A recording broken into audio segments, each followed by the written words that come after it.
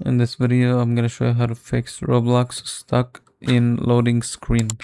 First thing you want to do is you want to exit Roblox completely. So if you open here and you see any Roblox, you want to right click and just exit.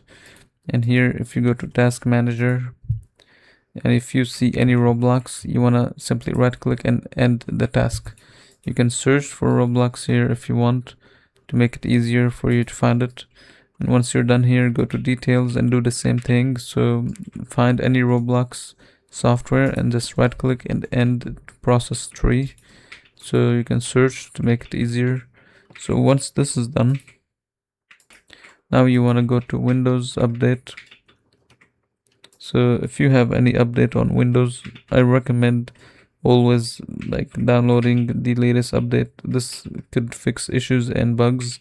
So once you check if there's any update, make sure you update. So the next thing you want to do is you want to go here, type in cmd, right click, run as administrator. Now you want to write a command that can scan and check your computer for any errors.